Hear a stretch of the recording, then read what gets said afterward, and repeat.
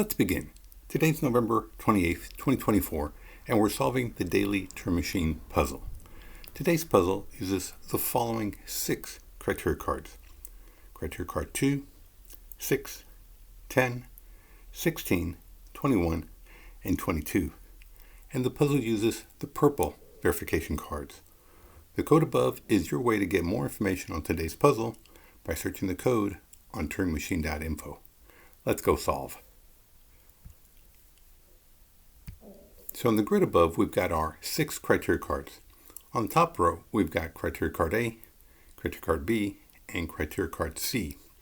On the bottom row, we've got criteria card D, criteria card E, and finally criteria card F. So criteria card A takes a look at our first digit, the triangle digit, and compares it to the number 3. So should the value of triangle be less than 3? Should it be equal to 3? Or should the value of triangle be greater than 3? Criteria card B takes a look at our middle digit, the square digit, and the Turing machine will let us know whether it's an even quantity or an odd quantity. Criteria card C will take a look at our 3-digit solution, and the Turing machine will let us know how many 4s there are.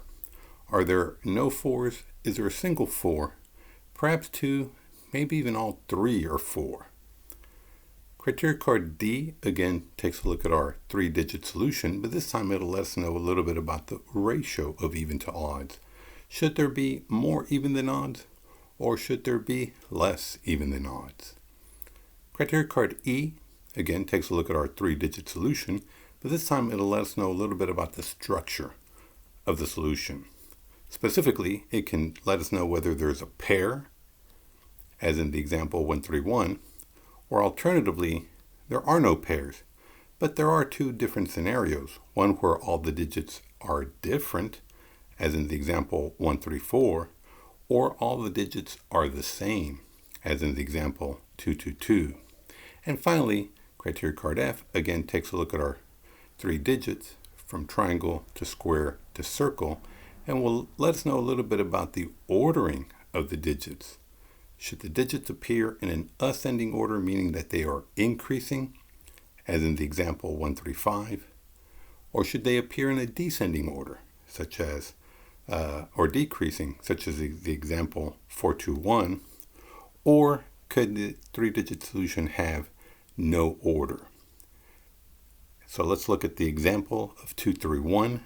Notice that it goes from 2 to 3, meaning it's increasing, and then 3 goes to 1, which is decreasing.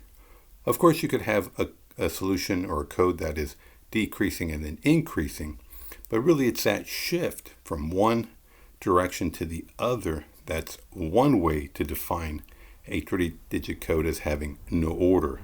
Now, we've also seen other puzzles and their solutions where if you have consecutive equal digits that are next to each other that are equal, that also exhibit no order. So for instance, if you had a code that would say 225, when you go from that first 2 to that second 2, there's no change. It neither increases nor decreases. So that lack of change is also a way that you could define a 3-digit code as having no order. And remember, the objective of today's puzzle is to find that unique 3-digit code that abides by the 6 criteria cards we just mentioned. And of course, we're going to start off with our initial proposal of 314. So I think the first thing I'd like to test is criteria card B. Okay, so the Turing machine does not approve of my choice in square. So notice that I did pick an odd 1. Since the Turing machine does not approve of it, it's letting me know that the value of square should actually be even. So let's go ahead and type that up in our notes in section B. And we'll say that square is an even digit. And of course, since it is even, let's go ahead and cross out the 3 odds. So 1, 3, and 5. Okay. And the next thing I think I'd like to test is criteria card D. Okay, so the Turing Machine does approve of my choice in 314. Notice that I do have two odds to a single even. Since the Turing Machine approves of that, it is true that there should be less even than odds. So let's go ahead and type that up in our notes in section D. And we'll say that there should be less even than odds. And well, since we established that square is even and we're to have a majority of odds, that means that triangle and circle are both odd. So let's go ahead and cross out the evens in both triangle and circle.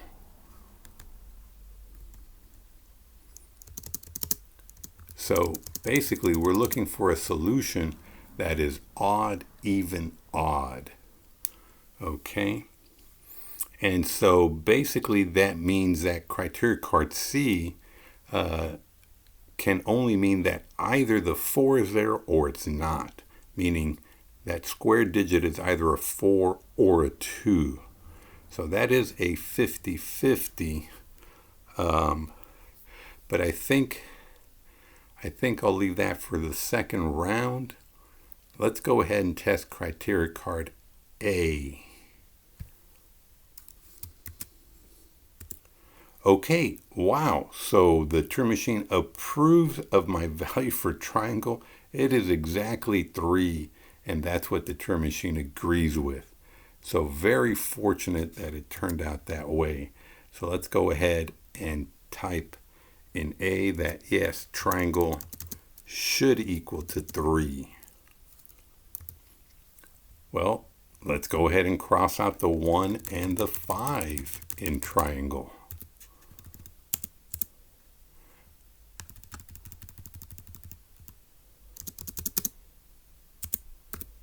Okay, well, I believe that does it for this round. We did complete our 3 Turing tests.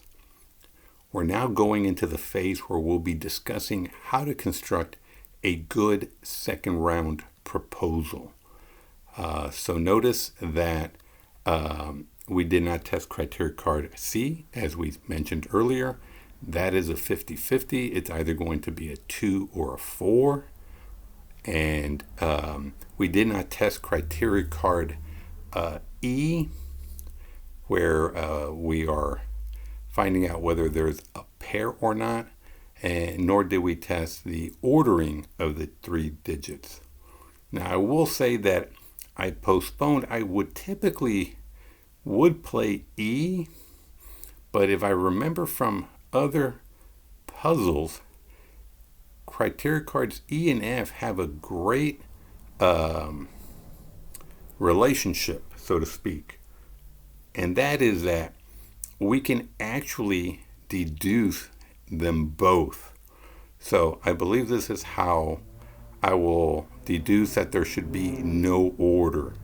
So if I presume that the solution would be in an ascending order, meaning that they are increasing, that really means that there should be no pairs, because when it's ascending, the presumption is that it's ever increasing. You'll never get equal digits. So they are, it is that they are all unique. So if they are ascending, then we would know that there would be no pairs, making criteria card E irrelevant. And the same for descending. Descending just means that, again, they are all unique, but they are ever decreasing. Again, no pairs. And so again, that would make this card irrelevant. So for that fact, we can say that the solution has no order. And now we're going to use criteria card E to deduce it versus criteria card F. So as I mentioned at the top of the video, if you have a pair of digits, whether they are consecutive, meaning that they're next to each other, or on opposite sides. So the example would be something like 434. We mentioned at the top of the video that if you have consecutive equal digits, meaning you have a pair, that would mean that would have no order. And if you had a pair that's separated by that middle square digit, that also has no order because, at least in this case, it decreases and then increases. So no, you can't have a pair because that would automatically tell you that there's no order. So that means that we can also deduce, and I apologize, I probably should have typed up here that I am deducing. We're going to deduce that that the solution has no order, and similarly in criteria card E, I'm going to deduce that the solution has no pairs. Okay, so that is why I decided not to test criteria card E, even though I normally do test it in the first round. But I saw it and I remembered that I could easily deduce both using that argument. So we're looking for no pairs and no order. So since we know that there are no pairs and no order, and we've already established triangle to be 3, we can actually cross it out as well. So we are looking for a solution that begins with a 3, and there's a 2 or a 4, and then we pick 1 and 5. So it really comes down to is there a 2 or a 4? Well, that's just a 50-50, and then the circle will default to whatever value square is, essentially, which even square is. So our solutions are going to be either 3, 4, 1 or 3, 2, 5. And since it's really a 50-50, we're only going to, I think it's going to be a quick second round. We're going to test criteria card C, whether there's a 4 or not. Let's go ahead and pick the 4 and say that it's 3, 4, 1. Okay, so let's go ahead and test criteria card C. And so yes, we do have a 4. So let's type that up, and we'll say that the solution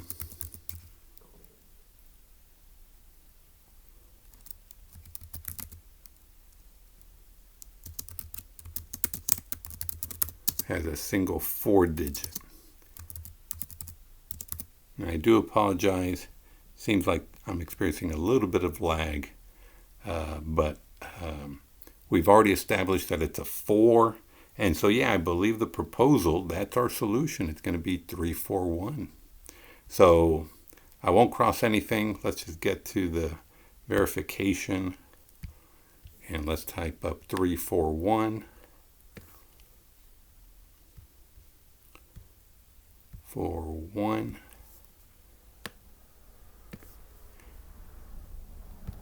Fantastic. Well, how did we do with versus a Turing machine? Well, we did, this is a 6 criteria card puzzle, but we did solve it correctly with just using 4 tests. So let's go ahead and let me just correct this and correct this. And so let's go ahead and let me type up 3, 4, 1. I'll forego crossing out the digits.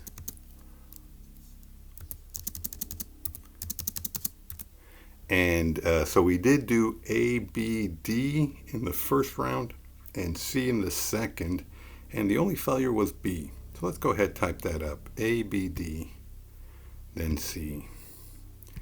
A was correct. B was incorrect. D was correct. And in the second round, we just tested C since we outright deduced E and F. Well, fantastic. So we beat the Turing Machine by 2 questions. Outstanding.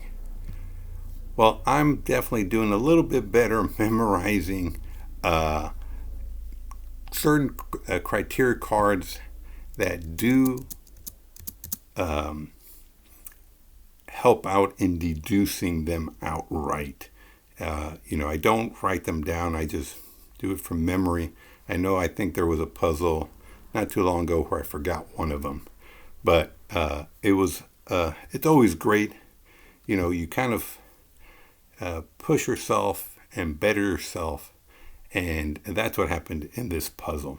So just want to end this video by saying that being November 28th, Thanksgiving Day here, I'm very thankful and appreciative for my family, friends, and of course, if you're listening to this video, I also appreciate you listening and watching the video. And if you do appreciate the board game Turing Machine as much as I do, I encourage you to share that with anyone who loves board games and those who don't. Well, just wanted to add, please do give it a thumbs up if you like the video, and hit subscribe to not miss out on any future videos. Well, until next time, have a wonderful Thanksgiving Day. Until next time.